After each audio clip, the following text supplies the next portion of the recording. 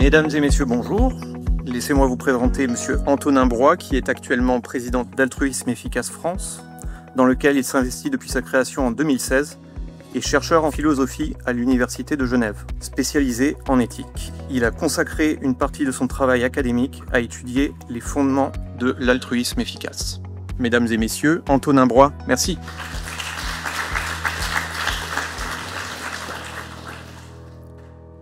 Bonjour à toutes et à tous. Bienvenue au sommet de l'altruisme efficace édition 2025. Un grand merci à toute l'équipe organisatrice. Dans cette première session, je vais vous présenter l'altruisme efficace. Le but, c'est de vous donner un peu le contexte nécessaire pour comprendre les interventions, les activités auxquelles vous avez participé aujourd'hui. Mais comme je sais que dans la salle, il y a beaucoup de gens qui sont déjà assez familiers des idées de l'altruisme efficace, je vais aussi essayer d'aller un peu plus loin et prendre une approche un peu comparative, essayer de comparer l'altruisme efficace avec d'autres courants d'idées, d'autres mouvements qui sont populaires en France. L'idée, ça serait de vous mieux faire comprendre ce qui fait la spécificité de l'altruisme efficace par rapport aux autres démarches, aux autres formes d'engagement possibles. Alors pour commencer, une définition très basique de l'altruisme efficace, qu'est-ce que c'est? C'est une démarche et un mouvement visant à réfléchir aux meilleurs moyens d'aider les autres, pour ensuite les mettre en œuvre. Alors l'altruisme efficace en tant que mouvement social, il est né à la fin des années 2000, à la fois à Oxford au Royaume-Uni et à San Francisco aux États-Unis. Il a été fortement initié et influencé par le travail de philosophes spécialisés en éthique. Le mouvement s'est ensuite rapidement étendu et il compte à présent plus d'une dizaine de milliers de personnes qui se revendiquent de ces idées-là, ainsi que de nombreuses organisations dans plein de pays, y compris donc la France. Alors qu'est-ce que fait concrètement l'altruisme efficace? Je vais évoquer très brièvement les principales causes prioritaires qui ont été identifiées dans le mouvement. La première, je vais faire ça de manière très brève parce que je reviendrai ensuite et j'espère vous donner un peu des clés pendant toute cette présentation pour mieux comprendre pourquoi ces causes-là ont été sélectionnées. Donc la première, c'est tout ce qui touche à la santé et la pauvreté dans les pays en développement, donc pour aider les personnes pauvres dans les pays en développement, avec par exemple des interventions comme la distribution de moustiquaires pour prévenir le paludisme. Une deuxième grande cause considérée comme prioritaire, c'est tout ce qui touche aux souffrances animales, en particulier les animaux qui sont les plus délaissés de nos jours, donc pas les animaux domestiques, les chiens et chats, mais plutôt les animaux qui sont enfermés dans les élevages industriels et qui vivent une vie avec énormément de souffrance. Et enfin, une troisième grande cause prioritaire concerne les risques catastrophiques globaux, donc des risques qui touchent l'ensemble de l'humanité, comme par exemple le risque d'une guerre nucléaire ou le risque d'événements extrêmes liés au réchauffement climatique. Alors, dans cette présentation, je vais davantage me concentrer sur un peu les fondements. Je suis philosophe, donc les fondements un peu philosophiques de l'altruisme efficace, plus que tout ce qui en découle, tout ce que l'altruisme efficace en tant que mouvement a fait. Et pour essayer d'identifier ce qui fait un peu le cœur de la démarche altruiste efficace, on peut commencer avec un ensemble de valeurs que le Center for Effective Altruism, le Centre pour l'altruisme efficace, qui est basé au Royaume-Uni, a identifié comme étant au cœur de l'altruisme efficace. Donc, ils appellent ça des valeurs au cœur de l'altruisme efficace. La première, c'est la sensibilité à la magnitude des enjeux. Tout simplement, il vaut mieux se focaliser sur un grand problème qui va toucher un grand nombre d'individus et qui va les affecter énormément, plutôt que sur un plus petit problème. Il faut être juste sensible à la magnitude, à l'ampleur des problèmes. Deuxième principe, l'impartialité. L'idée, c'est qu'il ne faut pas discriminer de manière arbitraire selon des critères comme la religion ou la nationalité. Troisième valeur, l'ouverture d'esprit. Et quatrième valeur, la priorisation. Entendu comme on a des ressources limitées, on va pas pouvoir aider tout le monde, on va pas pouvoir résoudre tous les problèmes d'un seul coup. Et donc, on a besoin pour focaliser nos efforts sur là où on peut avoir le plus d'impact, on a besoin de prioriser les causes et les interventions pour les classer, pour déterminer lesquelles ont le plus grand impact. Donc ça va pas être mon point de départ. Mon point de départ, il va être beaucoup plus simple. C'est une décomposition entre, d'un côté, l'altruisme et de l'autre côté, l'efficacité. D'un côté, l'altruisme, ça consiste à consacrer une part significative de nos ressources à améliorer le monde. Et de l'autre côté, l'efficacité, ça consiste à simplement chercher le plus grand impact possible quand on utilise ces ressources limitées. Je vais maintenant, du coup, essayer de préciser ces idées-là, parce qu'à ce stade, vous pouvez encore vous demander, mais qu'est-ce qui distingue vraiment l'altruisme efficace de tout le reste? Parce que d'un côté, l'altruisme, on peut imaginer que tous les gens qui s'investissent en politique ou dans le secteur associatif, eh ben, ils ont des motivations altruistes, et ils souhaitent consacrer une part significative de leurs ressources pour améliorer le monde. Et de l'autre côté, l'efficacité, bah, c'est un peu bateau. Qui ne veut pas avoir un grand impact quand il agit pour l'intérêt général? Donc, ce que j'ai envie de vous montrer maintenant, c'est en quoi ces principes-là, en fait, ne vont pas forcément de soi. Et pour ça, il faut creuser un peu. Donc, je vais commencer avec l'altruisme, et ensuite, je passerai à l'efficacité. Donc, un premier point important sur cette composante d'altruisme, c'est que on parlait de consacrer une part significative de nos vies, de nos ressources, pour aider les autres. On peut se poser la question, qu'est-ce qu'on entend par part significative? Ben, l'altruisme efficace ne se prononce pas vraiment là-dessus. Le but, c'est pas d'utiliser le plus possible de nos ressources pour agir de façon altruiste, mais d'utiliser une partie de nos ressources qu'on décide de consacrer à des actions altruistes pour faire le plus possible de bien. Et donc, c'est deux choses très différentes. Et donc, quasiment, quelle que soit la quantité de ressources, de temps, d'argent qu'on est prêt à investir pour aider les autres, eh ben, on peut suivre une approche altruiste efficace. Alors, cela dit, en général, dans l'altruisme efficace, on considère que spontanément, on n'en fait pas beaucoup, on n'en fait pas assez, on pourrait être davantage altruiste. Et c'est quelque chose qu'il faudrait promouvoir. Par exemple, l'association Giving What We Can promeut le Giving Pledge, donc la promesse de don, qui consiste à donner 10% de ses revenus tout le long de sa vie. Alors, dans le principe d'altruisme, il y a un autre point qui est un peu plus mystérieux, c'est améliorer le monde. Et on peut se poser la question, mais qu'est-ce que ça veut dire d'améliorer le monde? Et au final, qu'est-ce que ça veut dire d'avoir un impact positif? Et en fait, ça nous emmène d'emblée vers des questions d'éthique, et plus particulièrement des questions d'axiologie, c'est-à-dire de théorie de la valeur. Qu'est-ce qui fait qu'un monde a de la valeur? Qu'est-ce qui contribue à la valeur d'un monde? Et ben, si je vous pose la question, peut-être que spontanément, vous pourrez dire que qu'est-ce qu'on a envie de voir, qu'est-ce qui rend un monde désirable? Ben, je sais pas, il nous faut des opportunités d'emploi, de l'argent, des parcs, des fleurs, des enfants qui sourient, des enfants qui jouent. Peut-être de manière un peu plus abstraite, on pourrait parler de bonheur. Il faut que le monde soit un monde heureux, la beauté, peut-être la vérité, la justice, l'égalité, la nature, etc. Donc il y a plein de valeurs potentielles. Maintenant, ce qui nous intéresse ici, c'est plutôt ce qui a de la valeur de manière fondamentale ou de manière intrinsèque. Par exemple, si je prends l'argent, bon bah l'argent en soi, ça ne sert pas à grand-chose. Par contre, vous pouvez l'utiliser pour obtenir des choses qui ont de la valeur et qui vont avoir potentiellement de la valeur intrinsèque. Donc, par exemple, si j'utilise mon argent pour acheter une télé, on peut se poser la question, est-ce que regarder la télé, ça a une valeur intrinsèque? Probablement que non. Et donc, on peut se reposer la question, alors à quoi ça sert de regarder la télé? Peut-être que là, on dirait, bah, ça me procure du plaisir. Peut-être qu'on dirait que ça me permet d'apprendre de nouvelles choses. Et comme ça, on voit qu'en remontant un peu sur la hiérarchie de nos désirs, la hiérarchie de nos objectifs, on va, in fine, tomber sur des valeurs sur des choses qui potentiellement ont de la valeur intrinsèque. Et notamment, par exemple, le plaisir, peut-être notamment la connaissance. Et donc, c'est ça qui nous intéresse ici. Et donc, qu'est-ce que l'altruisme efficace dit sur les choses qui ont une valeur intrinsèque? Eh ben, la plupart des gens dans le mouvement se concentrent sur le bien-être des individus. Bien-être ici, c'est à entendre au sens philosophique du terme, donc c'est un peu équivalent à la qualité de vie. Ce qui fait qu'une vie vaut la peine d'être vécue et est bonne pour l'individu qui la vit. Et ce principe-là, c'est ce qu'on appelle en philosophie le welfarisme. Welfare, ça veut dire bien-être en anglais. Alors, c'est assez consensuel. Donc il y a peu de gens qui diraient bah non, le bien des individus c'est complètement débile, ça sert à rien.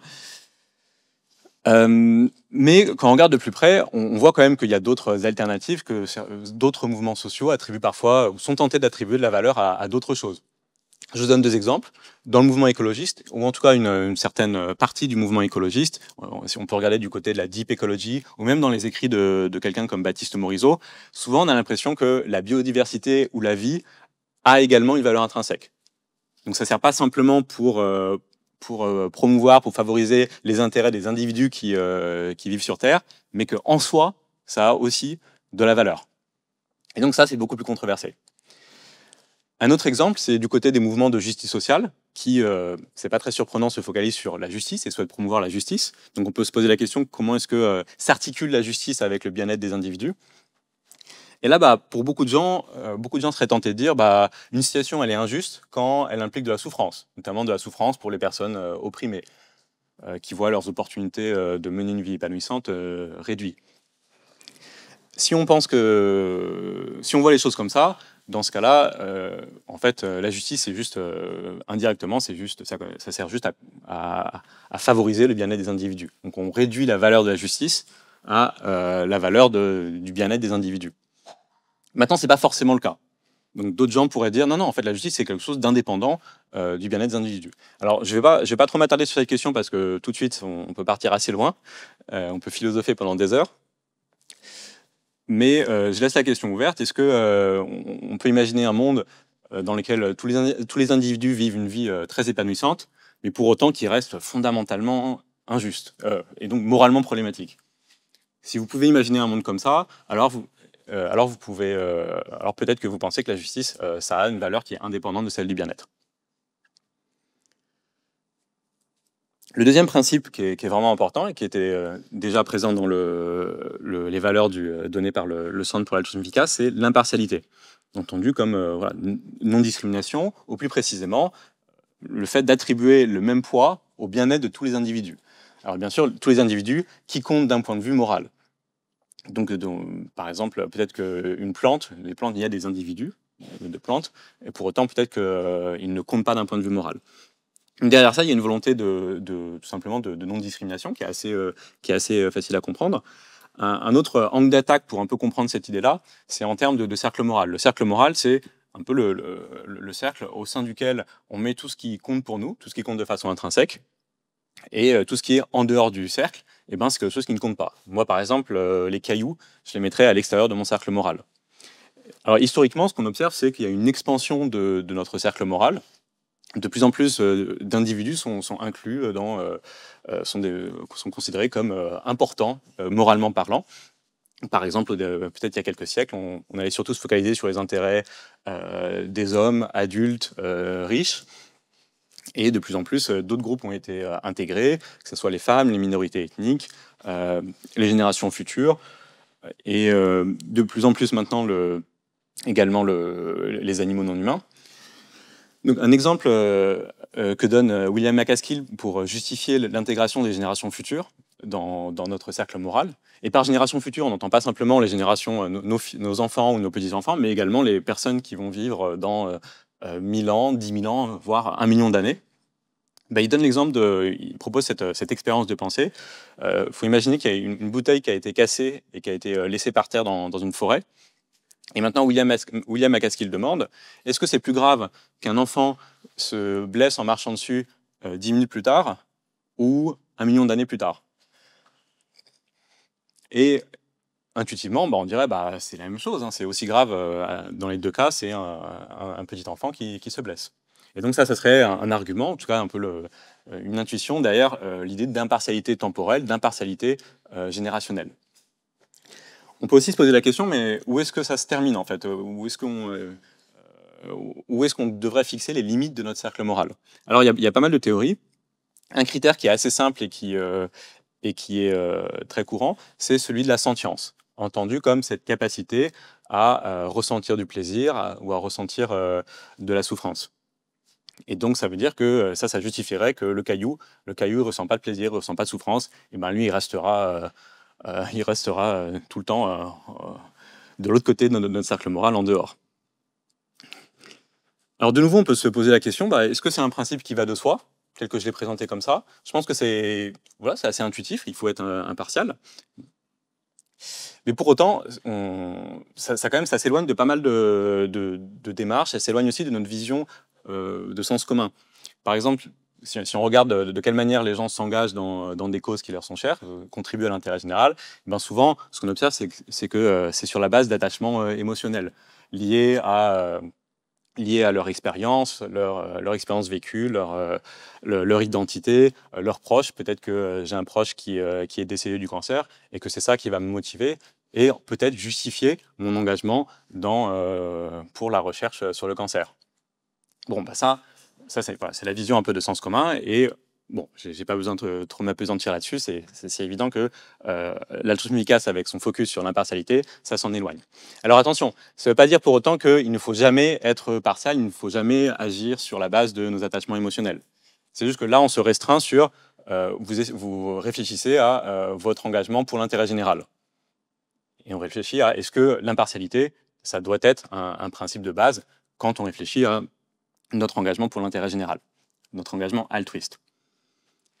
Une autre manière plus subtile de contredire l'impartialité, on peut la trouver dans les mouvements de justice sociale, où il y a souvent cette idée-là que si on est impliqué directement dans une structure d'oppression, dans une relation d'oppression, peut-être en tant qu'oppresseur, dans ce cas-là on est privilégié, on tire des bénéfices d'une oppression, eh ben, on a une sorte de responsabilité, de devoir moral de s'attaquer prioritairement à ces injustices-là, parce qu'elles nous affectent personnellement. Et ce, quel que soit l'impact qu'on aurait en se focalisant sur cette injustice-là. Et là, c'est une autre manière donc de s'éloigner de l'altruisme efficace. Maintenant, est-ce qu'en pratique, ça fait une grosse différence? Bah, pas forcément, parce que si on réfléchit bien, la plupart des grandes causes auxquelles s'intéresse l'altruisme efficace, eh ben, ça concerne des individus qui subissent des injustices et dans lesquels on est de près ou de loin impliqué. Ça va être le cas, par exemple, des animaux non humains, mais ça va être aussi le cas des générations futures qui, à l'heure actuelle, dans les systèmes démocratiques contemporains, n'ont pas vraiment voix au chapitre. Et donc, en quelque sorte, sont dans une relation de pouvoir asymétrique entre les générations présentes et les générations futures. Alors, tous ces principes-là, c'est bien beau, mais est-ce qu'on est vraiment si sûr de ces principes-là?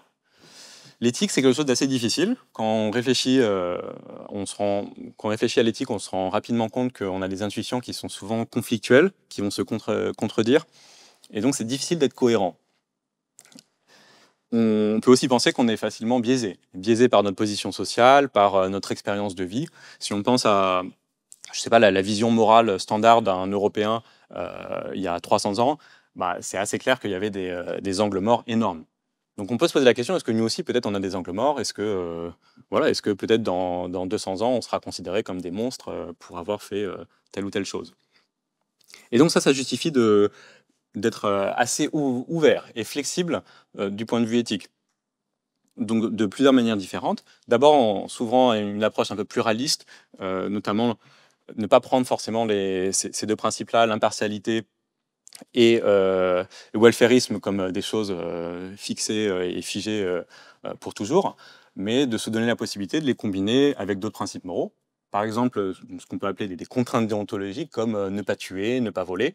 Donc quand bien même, imaginez que l'action qui a le plus grand impact, eh ben, ça consiste à faire un sacrifice immense de personnes actuelles, eh ben, on aurait quand même de bonnes raisons de dire non, en fait, on ne faut pas entreprendre cette action-là, elle est quand même une action qui est mauvaise. Et par ailleurs, comme je vous ai dit, finalement, on est dans une situation d'incertitude vis-à-vis de la morale. C'est difficile, il ne faut pas considérer que voilà, j'ai présenté en 3 minutes l'impartialité. Bon, c'est sûr que l'impartialité, c'est correct, c'est bon, on peut passer à autre chose. Non. Dans l'altruisme efficace, comme je le disais, ça s'est fortement inspiré de travaux de philosophes moraux, d'éthiciens, de gens qui sont spécialistes de questions éthiques. Et il y a toujours une réflexion continue pour essayer d'accommoder en son sein, de voir comment est-ce qu'on peut gérer cette incertitude morale, le fait que je suis jamais sûr à 100% que le welfarisme, ça soit le principe moral correct. Ok, donc j'en ai fini avec les principes de l'altruisme. Je vais maintenant passer à l'efficacité. Alors l'efficacité, un peu comme pour l'altruisme, de base, c'est assez intuitif en fait. Je dis il faut être efficace, il faut pas gâcher nos ressources, il faut essayer d'avoir le plus grand impact. Qui s'opposerait à ça? Donc ce que je voudrais vous montrer dans cette partie-là, c'est qu'en fait il y a beaucoup de gens qui s'y opposeraient parce qu'ils ont une idée de l'efficacité qui est assez différente en fait. Alors je vais commencer d'abord avec un peu les discours politiques qui sont extrêmement présents dans les médias, qui, eux, on peut se poser la question, mais comment est-ce qu'ils se positionnent par rapport à l'efficacité? Est-ce qu'ils adhéreraient à cette idée qu'il faut avoir le plus grand impact dans nos actions altruistes? Eh bien, souvent, ils disent pas grand-chose. Parce que la plupart des courants politiques, ils se focalisent davantage sur les systèmes, les systèmes économiques, les modèles politiques, et ils s'intéressent à les classer, à dire bah, quel serait le meilleur système, peut-être dans des conditions idéales. Et il y a beaucoup moins d'attention qui est portée aux effets de l'action individuelle. Et finalement, à qu'est-ce qu'on devrait faire, nous, individus, pris dans ces systèmes. Donc ça, c'est peut-être un des discours vraiment majoritaires autour de qu'est-ce qu'on doit faire dans la société. Et on voit que en fait, ça met un peu de côté l'efficacité. Un deuxième discours qu'on voit souvent, et là aussi, je pense que c'est vraiment très majoritaire dès qu'on parle d'efficacité à un niveau individuel, c'est juste de se contenter d'un impact positif, quel qu'il soit, sans chercher à avoir le plus grand impact. Dans ce cas-là, on fait en sorte que notre action elle ait des effets visibles positifs, qui soient non nuls, non négligeables, et à partir de là, on se dit, bon, bah, très bien, j'ai eu un impact, mon action ne sert pas à rien, et c'est bon. Souvent, ça, c'est... alors, si on pose la question, ouais, mais pourquoi tu ne ferais pas quelque chose qui a encore plus d'impact? Souvent, en creusant, on va trouver, par exemple, un scepticisme en fait, général à l'idée qu'on peut vraiment finement comparer l'impact des différentes actions. Ce qu'on va trouver, c'est des gens qui vont dire, en fait, je suis incapable de comparer, je suis incapable de savoir qu'est-ce qui a le plus d'impact que l'action que je fais actuellement, donc autant se contenter de ce que je fais. Une troisième approche, alors là, c'est plus subtil, c'est l'idée de faire sa part. Ce que j'entends par là, c'est une sorte de principe d'universalisation, où ce qu'on doit faire, c'est l'action qui, si elle était entreprise par tout le monde, aurait un très grand impact. Et l'idée, c'est qu'en fait, on participe à une sorte d'énorme action collective avec plein de gens, on se coordonne, et donc le but, c'est de faire notre part dans cette immense action collective. Donc par exemple, dans tout ce qui est mouvement écologiste, souvent ça va consister à soi-même dans notre propre consommation individuelle d'avoir des bonnes pratiques, des pratiques peu émettrices de carbone. Et je trouve qu'on retrouve beaucoup cette idée-là dans des mouvements comme le mouvement Colibri qui avait été lancé par Pierre Rabhi, avec le slogan « Si tout le monde faisait comme moi, le problème serait résolu ». Quelque chose comme ça. Donc ça, c'est une manière de réfléchir à l'impact et à l'efficacité qui est très courante. Le gros problème, c'est que malheureusement, tout le monde ne fait pas comme moi. En fait, dans cette approche, on imagine faire partie d'une action collective avec l'ensemble de la population, alors qu'en fait, il n'y a pas vraiment de collectif. Et donc, au final, quel impact on a? On n'aura jamais le très grand impact qu'on aurait si tout le monde faisait comme moi, parce que les gens ne font pas comme moi. Au mieux, il y a peut-être les 5% de la population qui va s'engager. La plupart des autres personnes soit ne s'intéressent pas à cette cause-là, ne réfléchissent pas à leur impact, ou peut-être sont mal informés, etc. Et donc, par rapport à ces trois alternatives, j'espère que maintenant c'est plus clair ce qui fait la spécificité de l'altruisme efficace, c'est d'essayer d'avoir le plus grand impact positif. Donc, par rapport à la première approche qui est focalisée sur les systèmes, l'altruisme efficace, ça se focalise plutôt sur l'action individuelle. Plutôt que de se contenter de n'importe quel impact positif, à partir du moment où l'impact il est non nul, c'est bon, j'ai fait ce qu'il fallait.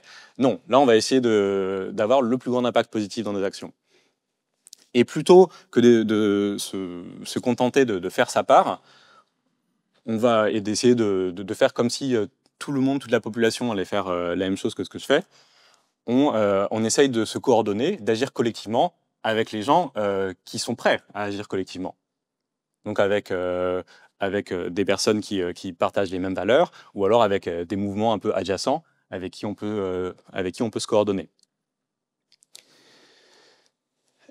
Et en suivant cette approche-là, ce qu'on se rend compte souvent, c'est que c'est pas évident dans quelle grande cause on peut avoir le plus grand impact.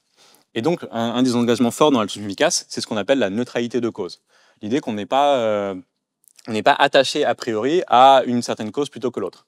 Et là, on voit bien que ça s'éloigne énormément de la plupart des mouvements sociaux, comme le mouvement écologiste, le mouvement féministe. En fait, par définition, ce sont des mouvements qui sont attachés à une seule cause, qui sont unicauses. L'altruisme efficace, en comparaison, c'est plus une sorte de framework qui permet d'accommoder plein de sous-mouvements, de causes différentes, qui vont être choisis parce qu'on peut avoir plus ou moins d'impact dans ces causes. Et donc avec tout ça, on a un peu fait le tour des grands principes éthiques au centre de l'altruisme efficace.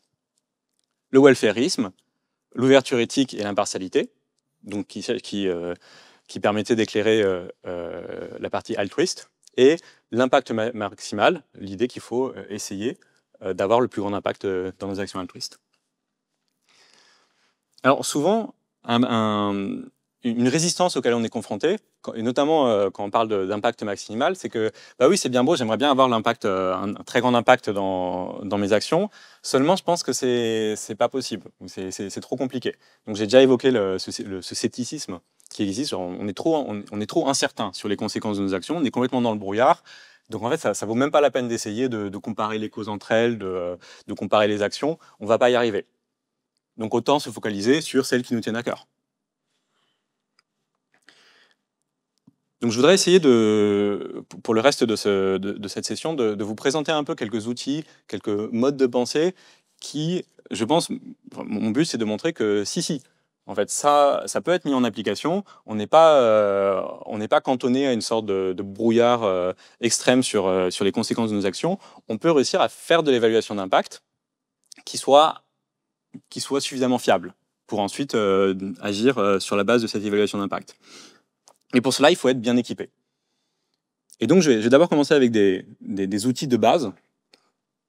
Le premier, ça peut sembler un peu évident ou un peu... c'est tout simplement d'apprendre à mieux débattre. Pourquoi? Parce que quand on va discuter de notre impact avec les autres, quand on va se coordonner, il va y avoir des désaccords. C'est des questions qui sont souvent difficiles.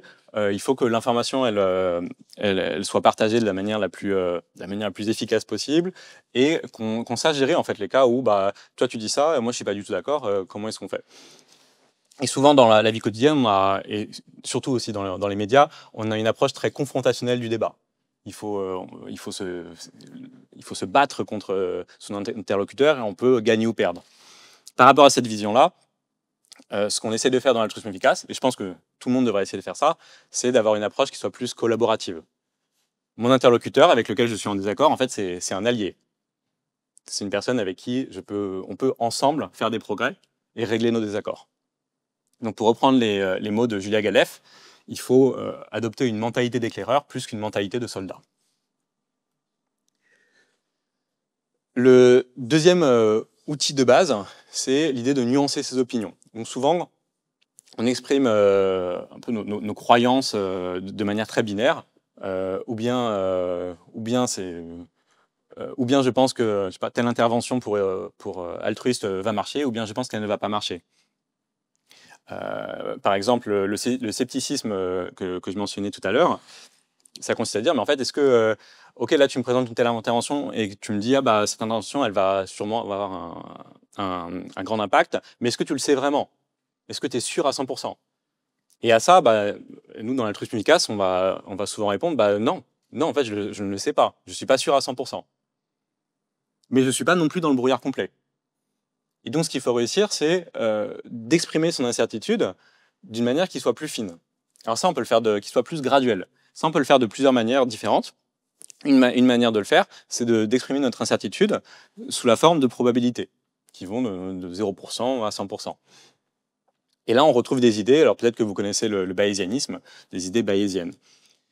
Et ça permet d'appréhender de manière beaucoup plus sereine pas mal de problèmes compliqués. Notamment, j'ai mentionné tout à l'heure ces risques catastrophiques globaux. Souvent, quand on parle de risques qui ont une petite probabilité de se produire, eh ben on est un peu gêné.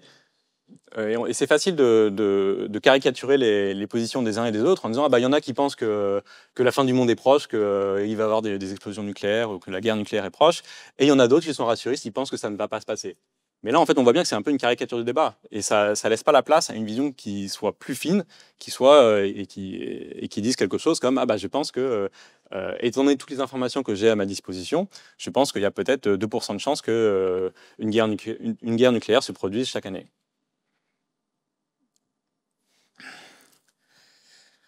À partir du moment où on a un peu cette vision graduelle de nos croyances, c'est plus facile d'estimer l'impact de nos actions. Souvent, on est confronté à des problèmes. Imaginez que j'organise une manifestation qui a pour but d'influencer le gouvernement, et j'estime que il y a 90% de chances que cette manifestation, elle fasse rien, elle change rien du tout. Alors de là, on pourrait dire, attends, il y a 90% de chances que ça soit un échec. C'est énorme. Il vaut mieux pas, faut pas faire cette manifestation, ça sert à rien. Sauf que il y a 10% de chances que ça réussisse. Et là, c'est crucial, si ça réussit, ça aurait un impact énorme. Donc ce qu'il faut réussir, c'est réussir à pondérer un peu la valeur des différents scénarios qui pourraient se produire par leur probabilité d'occurrence. Et si on fait ce calcul-là, avec l'exemple de la manifestation, on pourrait se rendre compte que même si c'est très probable que ça échoue, ça vaut quand même la peine d'être entrepris. Et il faut calculer en espérance mathématique ou calculer l'impact espéré. Et enfin, un quatrième outil, c'est de raisonner de manière contrefactuelle. En fait, quand on réfléchit à l'impact d'une action, c'est toujours comparatif. C'est qu'est-ce qui se passerait si j'entreprenais cette action par rapport à ce qui se passerait si je ne faisais rien, ou par rapport à ce qui se passerait si j'entreprenais telle autre action. Et quand on raisonne vraiment explicitement comme ça, ça peut aboutir à des résultats un peu contre-intuitifs. Par exemple, on pourrait imaginer qu'en devenant chirurgien, je pourrais sauver énormément de vies, donc ça soit vraiment une carrière extrêmement altruiste à très haut impact. Pourquoi ? Parce que quand je suis autour de la table d'opération, effectivement, je contribue directement à sauver des vies. Est-ce que c'est pas ça mon impact ? Mais sauf que en France, en tout cas jusqu'à récemment, il y avait le numerus clausus, il y a aussi un concours qui est très difficile en 5e année. Ce qui fait que si c'était pas moi qui étais devenu chirurgien, ça serait juste la personne qui était derrière moi dans la liste d'admission. Et cette personne-là, elle aurait probablement fait un très bon chirurgien aussi. Peut-être pas aussi compétent que moi, mais vraiment pas loin. Donc en fait, l'impact contrefactuel que j'ai par rapport à ce qui se serait passé si je n'étais pas devenu chirurgien, il est beaucoup plus faible que ce qu'on peut penser initialement. Ok, alors tout ça, je vous ai donné vraiment les outils de base. C'est la base de la base, c'est les outils qu'on va tout le temps utiliser parce que c'est vraiment indispensable. Maintenant, je vais essayer de vous donner des exemples de méthodologies et d'heuristiques, c'est-à-dire de raisonnements qui sont simples mais qui sont faillibles pour réfléchir à son impact. Et donc, je vais commencer avec une méthodologie qui est extrêmement utile et qui nous vient d'économie de la santé, qui s'appelle la méthodologie des essais randomisés contrôlés. Alors, qu'est-ce que c'est ? Tout simplement, imaginez que vous souhaitiez allonger la durée de scolarité d'enfants dans des pays pauvres, dans des pays en développement. Pourquoi ? Parce que vous savez que la durée de scolarité, ça a un impact énorme après sur le futur des enfants et que ça pourrait améliorer énormément leur vie. Donc, vous voulez voir qu'est-ce qui marche pour allonger leur durée de scolarité. Tout simplement, comment cette méthodologie procède, on fait juste un test. Donc, on tire 2 groupes issus de la population qu'on souhaite aider. Un de ces groupes ça va être celui sur lequel on va tester l'intervention, et l'autre groupe va servir de groupe contrôle. Donc ensuite, on mène à terme donc l'intervention, et on peut ensuite comparer directement les 2 groupes, les résultats des 2 groupes, de combien la durée de scolarité a augmenté dans le groupe qui a eu l'intervention par rapport au groupe contrôle où il n'y a pas eu d'intervention. Et ça, c'est un exemple de résumé d'études dans ce genre qui ont été menées. Donc, ce qu'on voit, c'est en abscisse, on voit les différentes interventions qui ont été classées selon leur catégorie. Là, par exemple, tout à gauche, on a les interventions qui visaient à jouer sur le temps de trajet pour aller à l'école. Ensuite, on avait les interventions qui donnaient juste une sorte de subvention, un transfert d'argent aux familles. Là, en 3e position, on a par exemple des interventions qui visaient plutôt à promouvoir la santé des enfants. Et en ordonnée, ce qu'on a, c'est l'impact, le coût-efficacité, donc l'impact en années supplémentaires d'éducation pour $100 mis dans cette intervention. Et qu'est-ce qu'on observe ? Qu'il y a de grandes variations. Donc, par exemple, tout ce qui concerne les transferts d'argent, ça a un impact. L'impact, il n'est pas nul du tout. Là, pour 100 $ mis dans une étude au Malawi, on avait 0,02 années supplémentaires d'éducation. Alors ça semble petit, mais c'est pas du tout nul, c'est pas négligeable, c'est déjà bien en un sens. Mais ce qu'on se rend compte, c'est qu'en fait, selon la catégorie d'intervention, il y a quand même des impacts qui sont très distincts. Et notamment, il y a quelque chose d'assez incroyable qui se passe ici au niveau des interventions qui jouent sur la santé. Là, c'est une intervention la première qui jouait sur des supplémentations en fer et en vitamine A. La deuxième, c'est sur le déparasitage des enfants. Et là, ils ont même dû couper le graphique parce que l'impact il était trop énorme. Là, pour 100 $ mis dans le déparasitage, dans cette étude au Kenya, en moyenne, on a observé 11,91 années additionnelles de scolarisation. Et donc, moi, j'en tire deux leçons. La première, c'est que déjà, on a quelques outils, notamment cette méthodologie des essais randomisés contrôlés pour avancer dans notre évaluation d'impact. Et deuxième leçon, il peut y avoir des différences d'impact qui sont énormes et qui ne sont pas facilement prévisibles. Parce que moi qui ne m'y connais absolument pas dans tout ça, je n'aurais pas deviné que c'était des interventions qui jouent sur la santé qui auraient un impact si énorme par rapport aux autres. Juste, c'est quelque chose que je n'aurais pas pu deviner. Et donc ça, je pense que c'est vraiment... Ça montre à quel point le scepticisme qu'on a vu tout à l'heure, il est pas justifié. On peut faire des efforts, on peut faire des progrès dans notre compréhension de l'impact, et ça vaut le coup de faire des progrès dans notre évaluation d'impact, parce qu'il y a des différences d'impact énormes. Alors le problème, c'est que cette méthodologie-là, elle peut être utilisée dans certaines circonstances, notamment quand on a des interventions qui jouent un peu de manière assez locale, à une petite échelle, et de manière répétable. Là, il n'y a pas de problème, on peut faire des essais randomisés contrôlés. Mais assez souvent, ce n'est pas le cas. Si je réfléchis à est-ce que je dois soutenir la campagne électorale de tel ou tel candidat dont je pense le programme est vraiment intéressant et vraiment à haut impact, là, je ne peux pas faire d'essais randomisés contrôlés. Et donc, ce qu'on a besoin, c'est d'une autre boîte à outils, en fait, un ensemble d'outils pour nous aider à réfléchir, sachant que là, il n'y a pas de solution miracle. Ce qu'on a à la place, en fait, il faut juste réussir à agréger, à combiner toutes les informations qui sont disponibles pour réussir à faire des jugements, des estimations d'impact qui vont être les plus fiables. Et ces estimations vont être subjectives, dans le sens où personne ne peut contrôler la façon dont je suis parvenu à faire cette estimation. C'est moi qui réfléchis un peu à tous les pour, les contre, qui attribuent des poids, etc. Mais subjectif ne veut pas dire arbitraire. On peut faire ces jugements subjectifs de manière plus ou moins bien. Et donc, comment faire ces jugements ?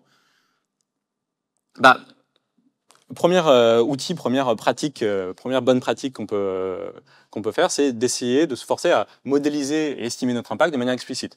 Plutôt que juste peut-être en parler un peu vaguement en quelques phrases. Non. Il faut peut-être prendre un crayon et puis commencer à réfléchir à d'abord, c'est quoi ma théorie du changement ? La théorie du changement, c'est simplement la façon dont je pense mon action, là maintenant, va avoir un impact au final.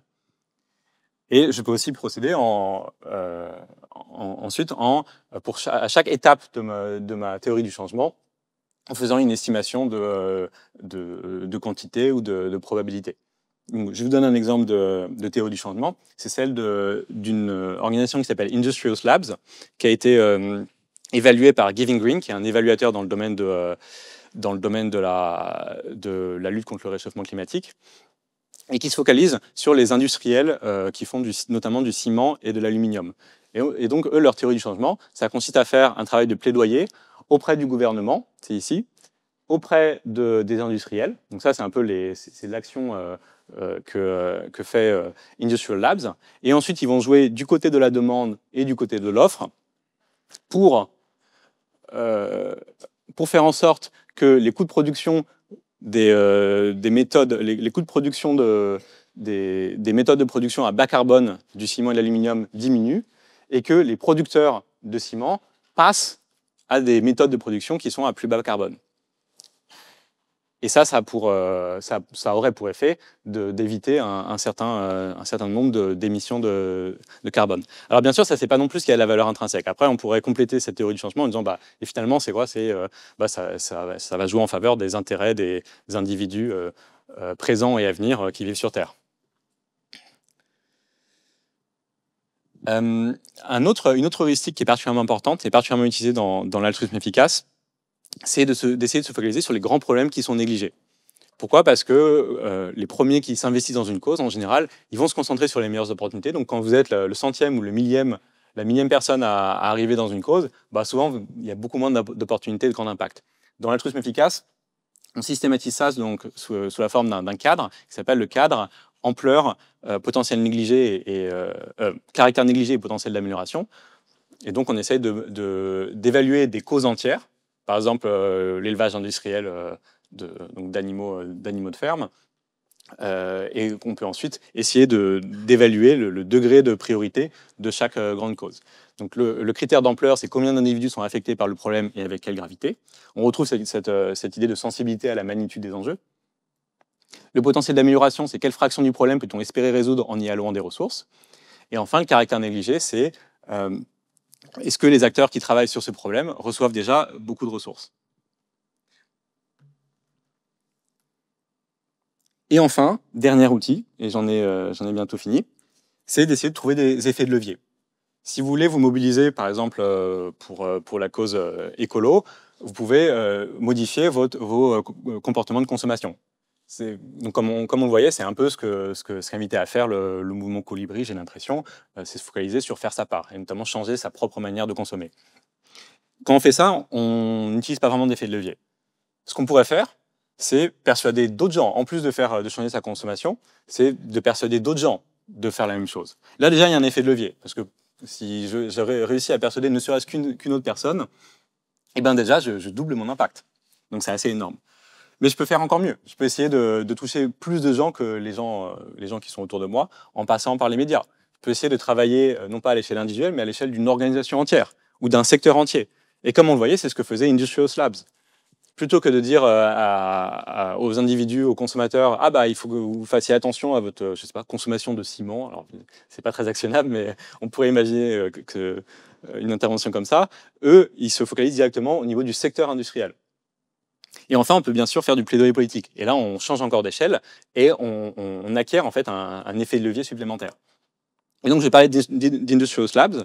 Selon l'estimation de Giving Green, si vous donnez 5 € à Industrious Labs, vous compensez 10 tonnes d'émissions d'équivalent carbone par an. Donc c'est l'équivalent de la consommation moyenne d'un Français. Pour seulement 5 €. Et donc là, de nouveau, c'est vraiment frappant à quel point il peut y avoir des énormes différences d'impact. Et une leçon ou une heuristique supplémentaire qui ressort de tout ça, c'est que le travail indirect, ça a souvent plus d'impact que le travail direct. Le travail direct, c'est être sur les terrains, voir directement les bénéficiaires. Ça, c'est chouette, c'est très bien. Et c'est aussi le genre de choses qui émotionnellement, nous fait plaisir. Mais souvent, ce n'est pas négligé. Et on aura beaucoup plus d'impact en allant plus en amont, en faisant un travail indirect. Ok, donc j'en ai fini. Tout ça, c'était un peu la théorie, le socle d'idées qui sont au cœur de l'altruisme efficace. Je vous en ai pas dit beaucoup sur comment exactement elles sont implémentées dans l'altruisme efficace. Ça, vous aurez l'occasion de voir tout ça aujourd'hui, dans toutes les activités qui sont organisées. Je vais juste, du coup, vous inciter de nouveau à profiter de cette journée pour réfléchir à votre engagement, à la fois au niveau théorique et au niveau pratique. Donc, je vous ai présenté une série de principes. Est-ce que vous êtes d'accord avec ces principes? Est-ce que vous avez des objections? Est-ce que, si vous réfléchissez à votre propre pratique altruiste jusqu'à maintenant, quels ont été les principes que vous avez suivis? Et de manière un peu plus pratique, vous, maintenant, dans la situation où vous êtes, quelles sont les ressources à votre disposition pour agir? Est-ce que vous avez du temps, de l'argent, un réseau social, des compétences? Quelles sont les cartes que vous avez en main pour essayer de contribuer à l'intérêt commun? Et bien sûr, comment vous pouvez les mobiliser concrètement? Voilà, j'espère que la journée d'aujourd'hui vous aidera à répondre à ces questions. Merci beaucoup pour votre attention.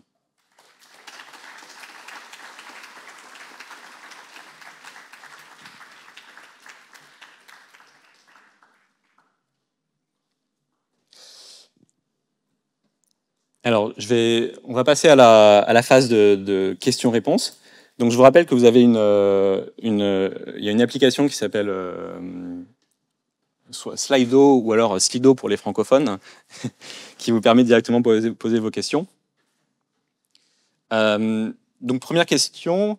Ah, super. Pour être considéré comme altruiste, doit-on obligatoirement donner de l'argent ou y a-t-il d'autres ressources comme le temps ou les compétences qui comptent?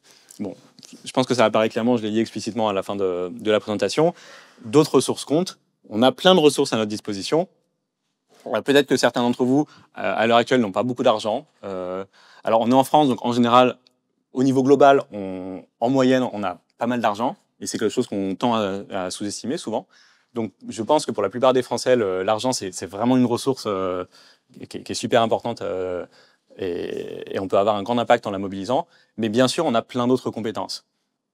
Et d'ailleurs, la présentation qui suit, ça va porter sur comment on peut faire des choix de carrière.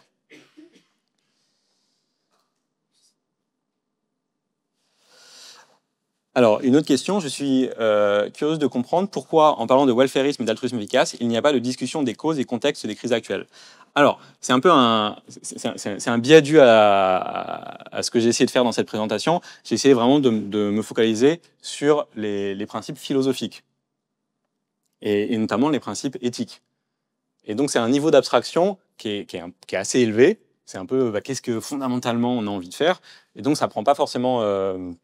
ça ne parle pas de concrètement dans quelle situation on est, quelle est la conjoncture politique, la conjoncture économique, qu'est-ce qu'on peut faire dans ce contexte-là.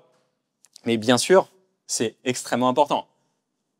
Là, je vous ai parlé vraiment de la partie un peu philosophique, mais si on a besoin d'outils comme le débat constructif ou le bayésianisme, c'est parce que souvent, la plupart du temps, on est aussi incertain sur des questions très empiriques. Je ne sais pas qui va être élu en France en 2027, comment va évoluer la situation aux États-Unis avec Trump. Il y a plein de questions empiriques qui sont cruciales pour avoir un impact et qui, bien sûr, déterminent directement quelles sont les causes qui devraient être considérées comme prioritaires. Et j'espère que au cours de cette journée, vous allez voir que d'autres interventions sont beaucoup plus focalisées sur un peu voilà, la réalité empirique dans laquelle on évolue et qu'est-ce qu'il faut faire dans ce contexte.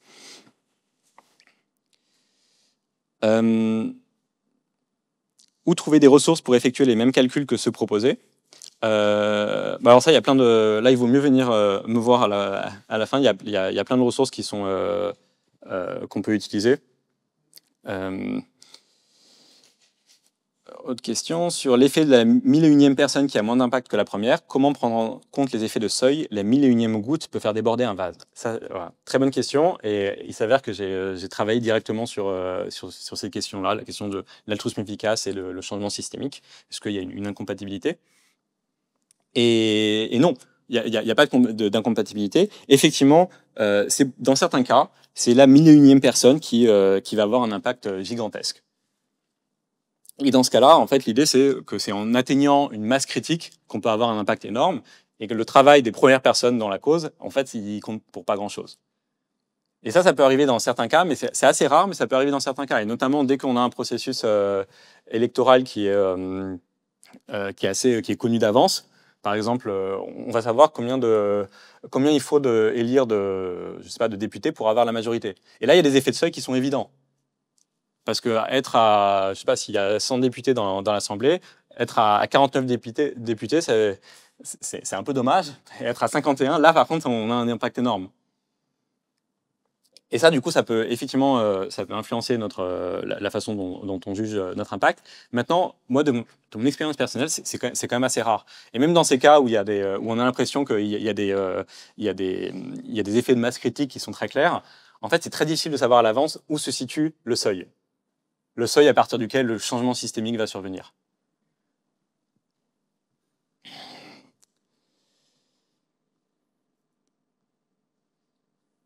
Y a-t-il selon vous une valeur ajoutée à une communauté en France ou en Europe francophone par rapport au mouvement global majoritairement anglo-américain?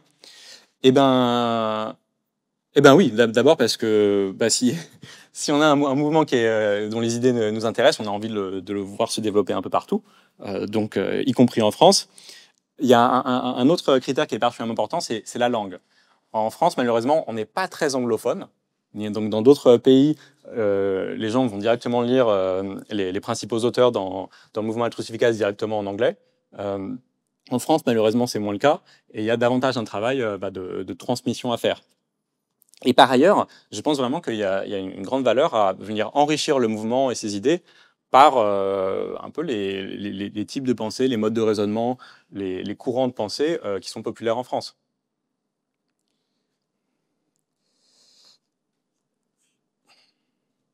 Ouais. Ok, dernière question. Si une action efficace suppose de faire des choix de vie qui ne nous épanouissent pas individuellement mais qui ont un fort impact, alors comment pondérer? Eh bien, ça c'est vraiment... J'ai pas de réponse. Alors, ma réponse courte, c'est j'ai pas de réponse. C'est un peu ce que je disais sur à quel point on devrait se... Qu'est-ce que ça veut dire de consacrer une part significative de notre vie à l'altruisme? J'ai pas de réponse. Globalement, dans l'altruisme efficace, l'idée c'est de ne pas venir culpabiliser les gens. Il y a des gens qui sont prêts à faire beaucoup. Et en général, les gens qui sont prêts à faire beaucoup, c'est aussi des gens qui prennent plaisir dans le fait d'aider les autres, dans le fait. Donc, il n'y a pas forcément de contradiction. Mais malheureusement, il n'y a pas de réponse très claire, et c'est un choix qui est éminemment personnel qu'on peut faire. Voilà, merci beaucoup. On va s'arrêter là.